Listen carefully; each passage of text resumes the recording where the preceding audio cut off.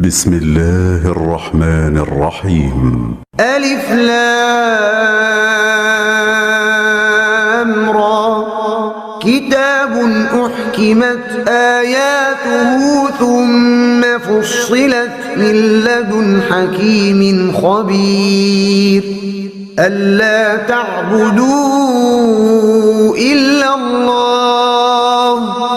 إنني لكم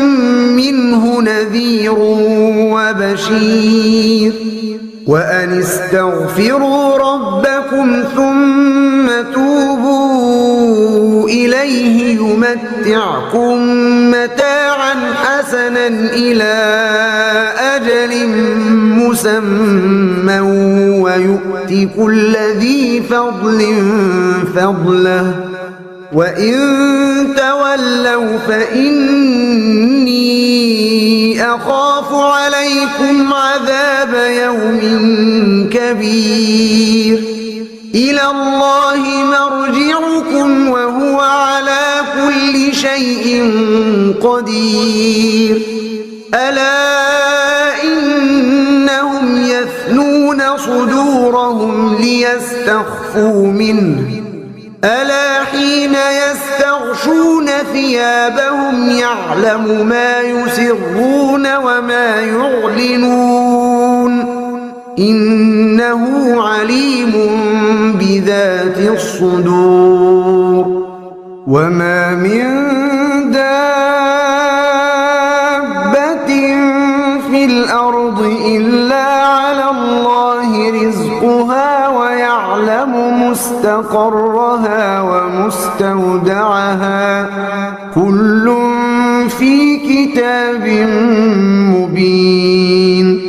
وهو الذي خلق السماوات والأرض في 6 أيام وكان عرشه على الماء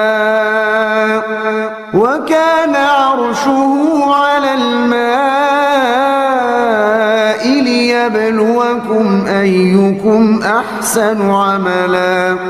ولئن قلت إنكم مبعوثون من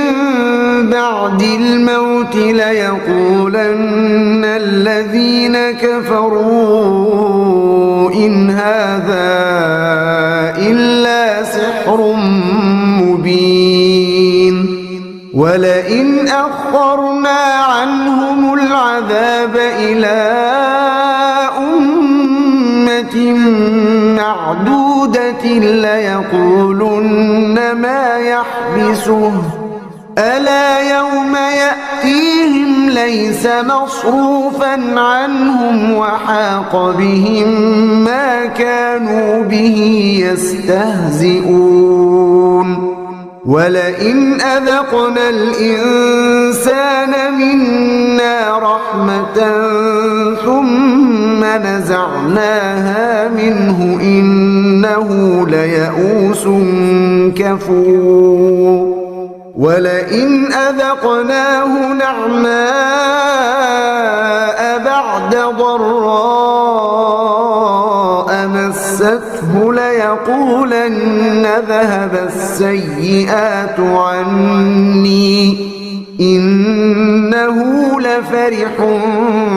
فخور إلا الذين صبروا وعملوا الصالحات أولئك لهم مغفرة وأجر كبير فلعلك تارك بعض ما يوحى إليك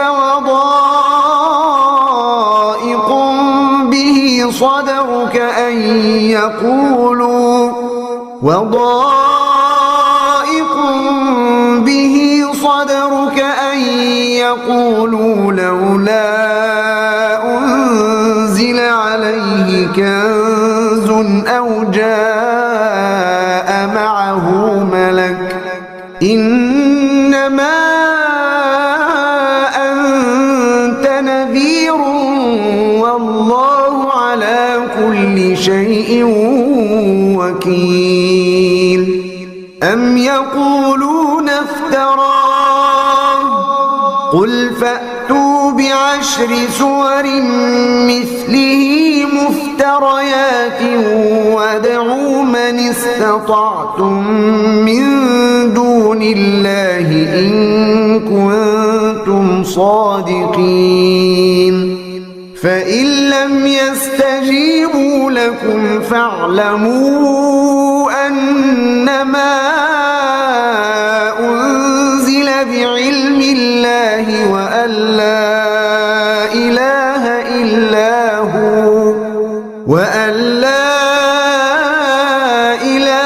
إلا هو فهل أنتم مسلمون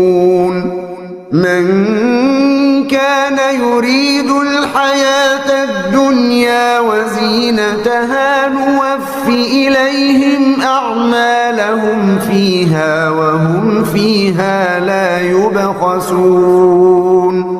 أولئك الذين ليس لهم في الآخرة إلا النار وحبط ما صنعوا فيها وباطل ما كانوا يعملون أفمن كان على بينة من ربه ويتلوه شاهد منه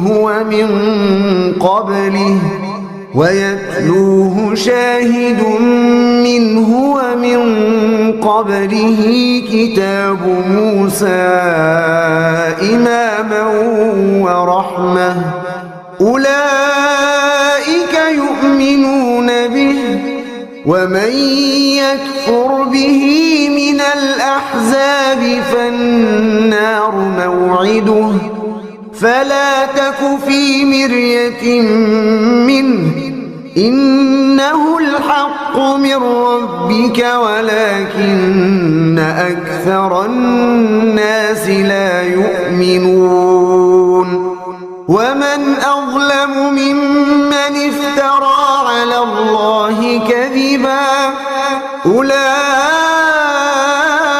يعرضون على ربهم ويقول الأشهاد هؤلاء الذين كذبوا على ربهم ألا لعنة الله على الظالمين الذين يصدون عن سبيل الله ويبغونها عوجا وهم بالآخرة هم كافرون أولئك لم يكونوا معجزين في الأرض وما كان لهم من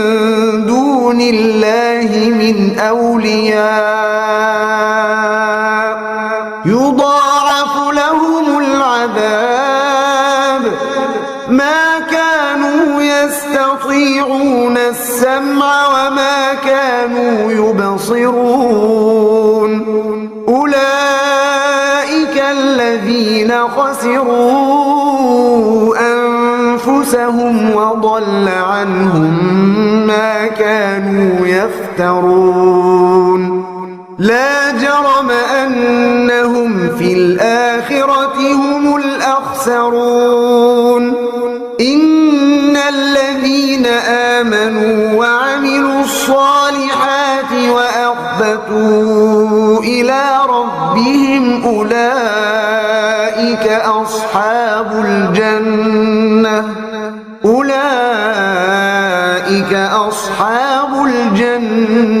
هم فيها خالدون مثل الفريقين كالأعمى والأصم والبصير والسميع هل يستويان مثلا أفلا تذكرون ولقد أرسلنا نوحا إلى قومه إني لكم نذير مبين ألا تعبدوا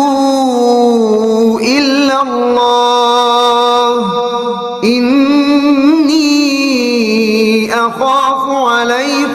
عذاب يوم أليم فقال الملأ الذين كفروا من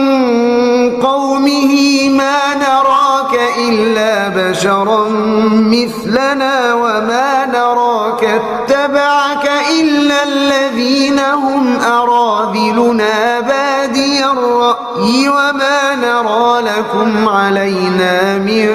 فضل بل نظنكم كاذبين قال يا قوم أرأيتم إن كنت على بينة من ربي وآتاني رحمة من عنده فعميت عليكم أنلزمكموها وأنتم لها كارهون ويا قوم لا أسألكم عليه مالا إن أجري إلا على الله وما أنا بطارد الذين آمنوا إنهم ملاقو ربهم ولكني أراكم قوما تجهلون ويا قوم من ينصرني من الله إن طردتهم أفلا تذكرون ولا أقول لكم عندي خزائن الله ولا أعلم الغيب ولا أقول إني ملك ولا تزدري أعينكم لن يؤتيهم الله خيرا الله أعلم بما في أنفسهم إني إذا لمن الظالمين قالوا يا نوح قد جادلتنا فأكثرت جدالنا فأتنا بما تعدنا إن كنت من الصادقين قال إنما يأتيكم به الله إن شاء وما أنتم بمعجزين ولا ينفعكم نصحي إن أردت أن أنصح لكم إن كان الله يريد أن يغويكم هو ربكم وإليه ترجعون أم يقولون افتراه قل إن افتريته فعلي إجرامي وأنا بريء مما تجرمون وأوحي إلى نوح أنه لن يؤمن من قومك إلا من قد آمن فلا تبتئس بما كانوا يفعلون واصنع الفلك بأعيننا ووحينا ولا تخاطبني في الذين ظلموا إنهم مغرقون ويصنع الفلك وكلما مر عليه ملأ من قومه سخروا منه قال إن تسخروا منا فإنا نسخر منكم كما تسخرون فسوف تعلمون من يأتيه عذاب يخزيه ويحل عليه عذاب مقيم حتى إذا جاء أمرنا وفارت النور قل كل زوجين اثنين وأهلك إلا من سبق عليه القول وما آمن معه إلا قليل وقال اركبوا فيها بسم الله مجريها ومرساها إن ربي لغفور رحيم وهي تجري بهم في موج كالجبال ونادى نوح ابنه وكان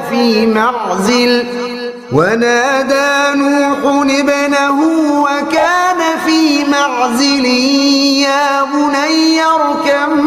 معنا ولا تكن مع الكافرين قال سآوي إلى جبل يعصمني من الماء قال لا عاصم اليوم من أمر الله إلا من رحم وحال بينهما الموج فكان من المغرقين وقيل يا أرض ابلعي ماءك ويا سماء أقلعي وغيض الماء وقضي الأمر واستوت على الجود وقيل بعدا للقوم الظالمين ونادى نوح ربه فقال رب إن ابني من أهلي وإن وعدك الحق وأنت أحكم الحاكمين قال يا نوح إنه ليس من أهلك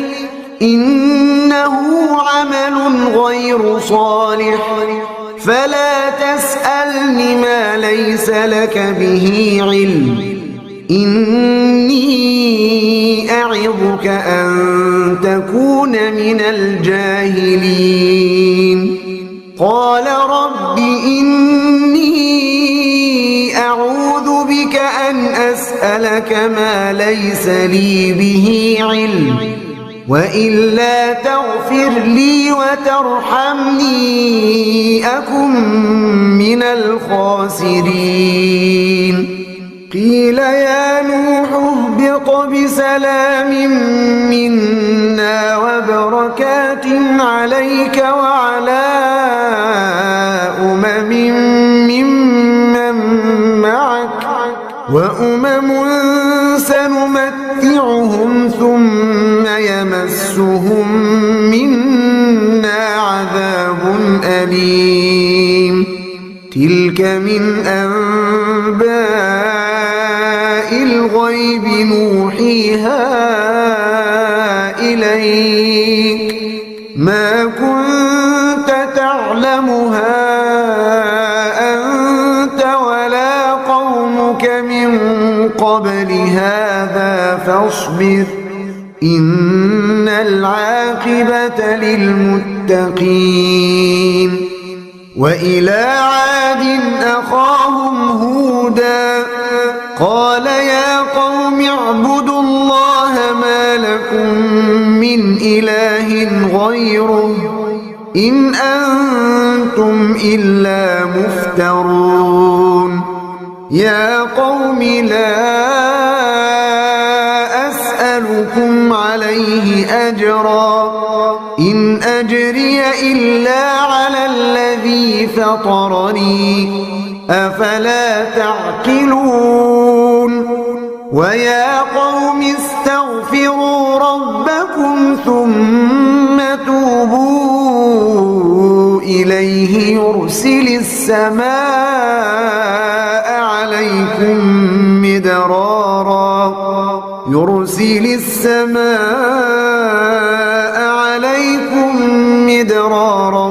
ويزدكم قوة إلى قوتكم ولا تتولوا مجرمين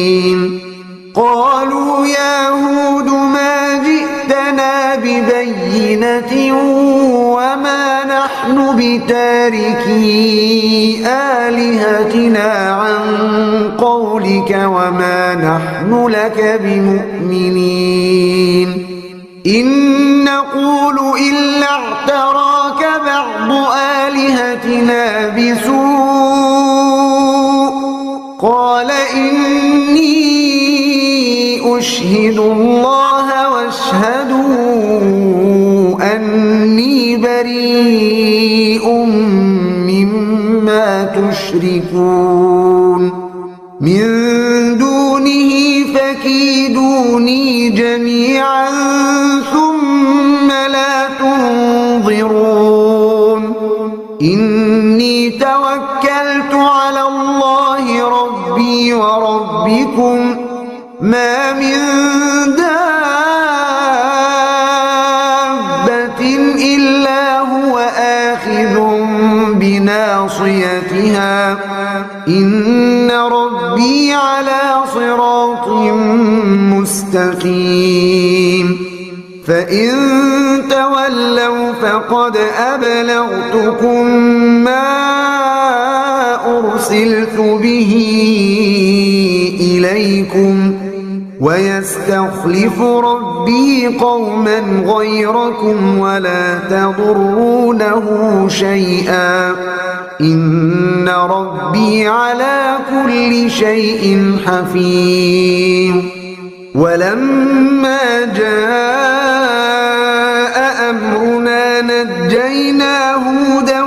والذين آمنوا معه برحمة منا ونجيناهم من عذاب غليظ وتلك عاد جحدوا بآيات ربهم وعصوا رسله واتبعوا أمر كل جبار عنيد وأتبعوا في هذه الدنيا لعنة ويوم القيامة ألا إن عادا كفروا ربهم ألا بعدا لعاد قوم هود وإلى ثمود أخاهم صالحا قال يا قوم اعبدوا الله ما لكم من إله غيره هو أنشأكم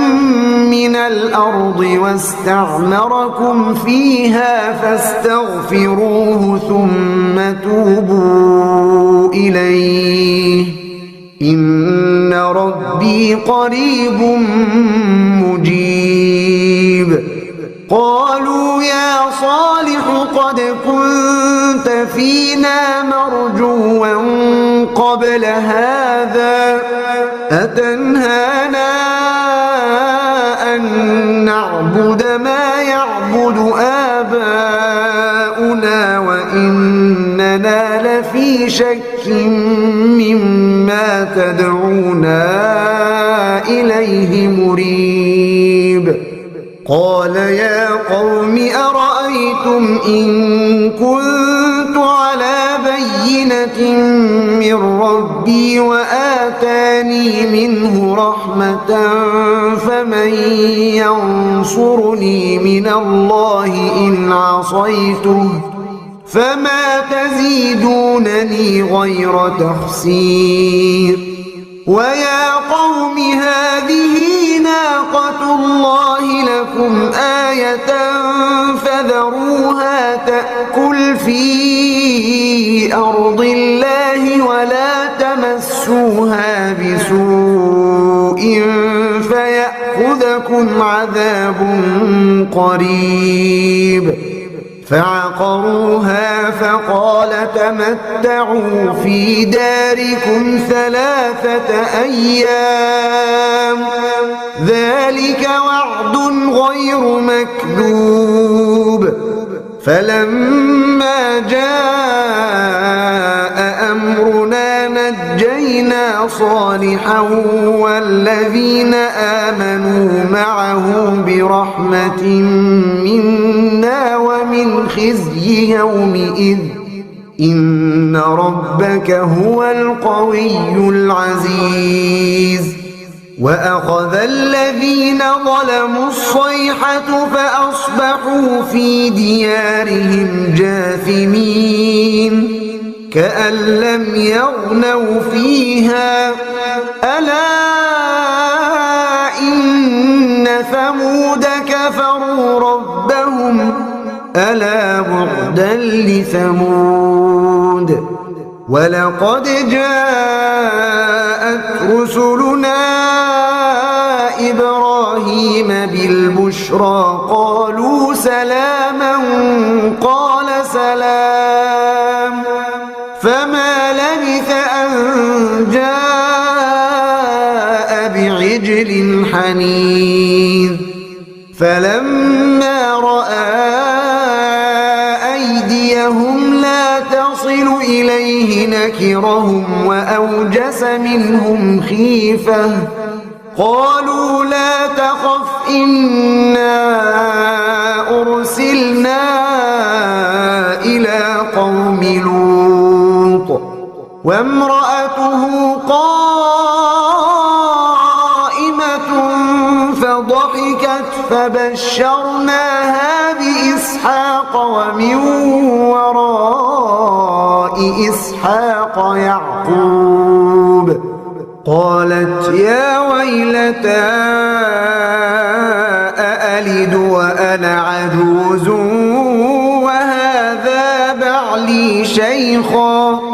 إن هذا لشيء عجيب قالوا أتعجبين من أمر الله رحمة الله وبركاته عليكم أهل البيت إنه حميد مجيد فلما ذهب عن إبراهيم الروع وجاءته البشرى يجادلنا في قوم لوط إن إبراهيم لحليم أواه منيب يا إبراهيم أعرض عن هذا إنه قد جاء أمر ربك وإنهم آتيهم عذاب غير مردود ولما جاءت رسلنا لوطا سيء بهم وضاق بهم ذرعا وقال هذا يوم عصيب وجاءه قومه يهرعون إليه ومن قبل كانوا يعملون السيئات قال يا قوم هؤلاء بناتي هن أطهر لكم فاتقوا الله ولا تخزون في ضيفي أليس منكم رجل رشيد قالوا لقد علمت ما لنا في بناتك من حق وإنك لتعلم ما نريد قال لو أن لي بكم قوة أو آوي إلى ركن شديد قالوا يا لوط إنا رسل ربك لن يصلوا إليك فأسر بأهلك بقطع من الليل ولا يلتفت منكم أحد إلا امرأتك إنه مصيبها ما أصابهم إن موعدهم الصبح أليس الصبح بقريب فلما جاء أمرنا جعلنا عاليها سافلها وأمطرنا عليها حجارة من سجيل منضود مسومة عند ربك وما هي من الظالمين ببعيد وإلى مدين أخاهم شعيبا قال يا قوم اعبدوا الله ما لكم من إله غيره ولا تنقصوا المكيال والميزان إني أراكم بخير وإني أخاف عليكم عذاب يوم محيط ويا قوم أوفوا المكيال والميزان بالقسط ولا تبخسوا الناس أشياءهم ولا تعثوا في الأرض مفسدين بقية الله خير لكم إن كنتم مؤمنين وما أنا عليكم بحفيظ قالوا يا شعيب أصلاتك تأمرك أن نترك ما يعبد آباؤنا أو أن نفعل في أموالنا ما نشاء إنك لأنت الحليم الرشيد قال يا قوم أرأيتم إن كنت على بينة من ربي ورزقني منه رزقا حسنا وما أريد أن أخالفكم إلى ما أنهاكم عنه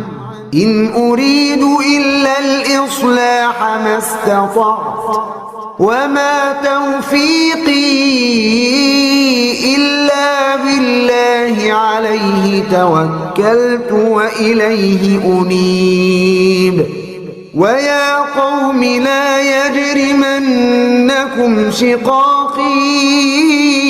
أن يصيبكم مثل ما أصاب قوم نوح أو قوم هود أو قوم صالح وما قوم لوط منكم ببعيد واستغفروا ربكم ثم توبوا إليه إن ربي رحيم ودود قالوا يا شعيب ما نفقه كثيرا مما تقول وإنا لنراك فينا ضعيفا ولولا رهطك لرجمناك وما أنت علينا بعزيز قال يا قوم أرهطي أعز عليكم من الله واتخذتموه وراءكم ظهريا إن ربي بما تعملون محيط ويا قوم اعملوا على مكانتكم إني عامل سوف تعلمون من يأتيه عذاب يخزيه ومن هو كاذب وارتقبوا إني معكم رقيب ولما جاء أمرنا نجينا شعيبا والذين آمنوا معه برحمة منا وأخذت الذين ظلموا الصيحة فأصبحوا في ديارهم جاثمين كأن لم يغنوا فيها ألا بعدا لمدين كما بعدت ثمود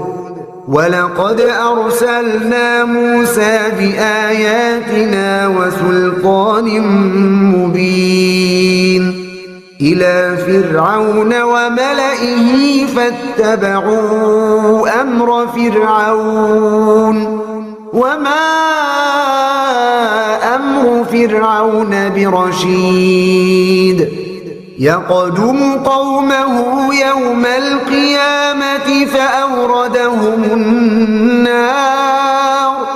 وبئس الورد المورود وأتبعوا في هذه لعنة ويوم القيامة بئس الرفد المرفود ذلك من أنباء القرى نقصه عليك منها قائم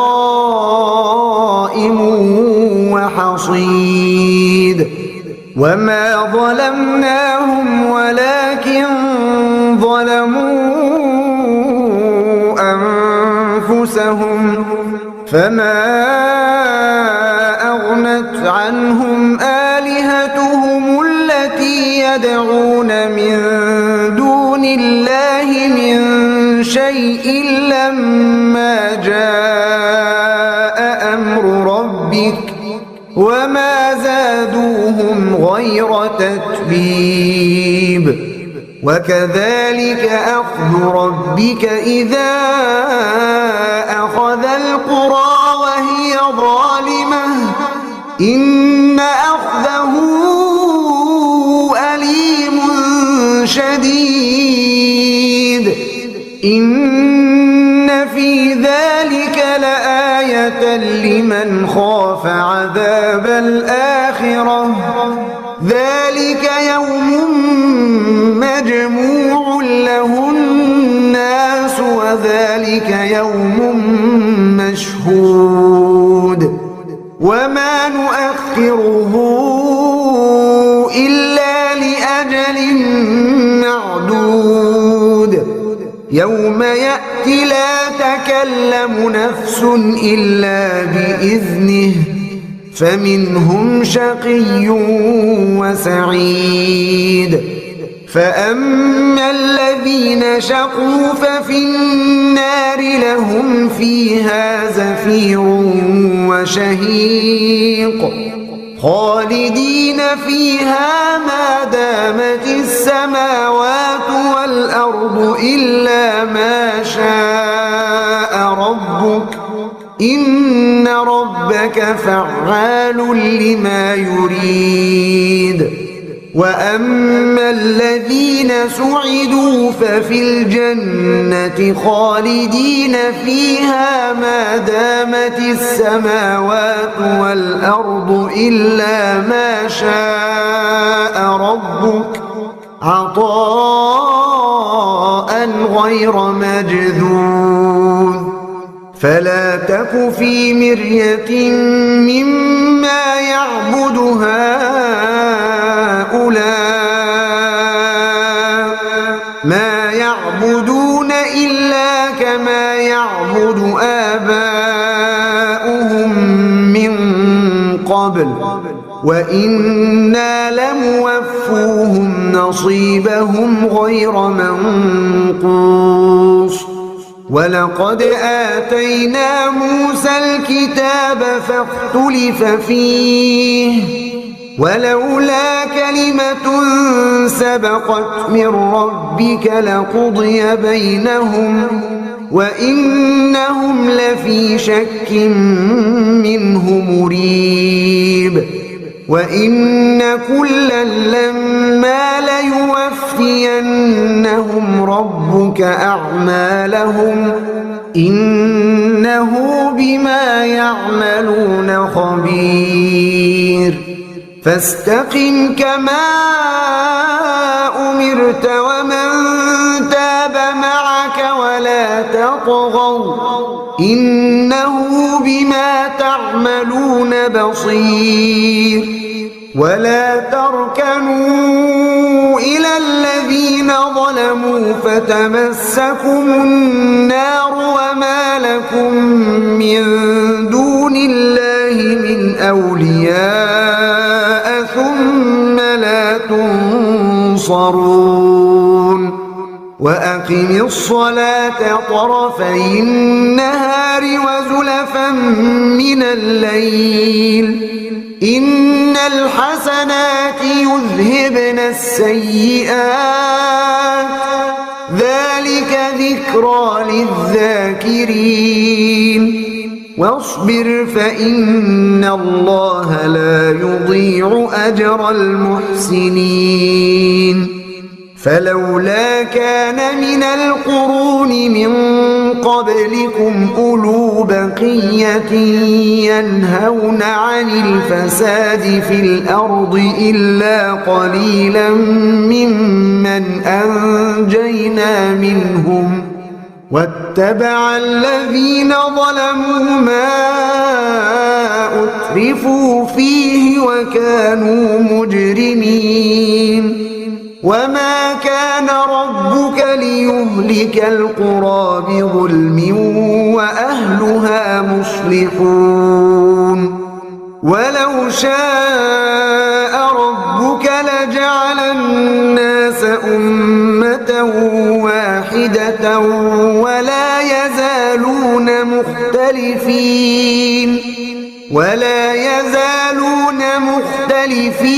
إلا من رحم ربك ولذلك خلقهم وتمت كلمة ربك لأملأن جهنم من الجنة والناس أجمعين وكلا نقص عليك من أنباء الرسل ما نثبت به فؤادك وجاءك في هذه الحق وموعظة وذكرى للمؤمنين وقل للذين لا يؤمنون اعملوا على مكانتكم إنا عاملون وانتظروا إنا منتظرون ولله غيب السماوات والأرض وإليه يرجع الأمر كله فاعبده وتوكل عليه وما ربك بغافل عما تعملون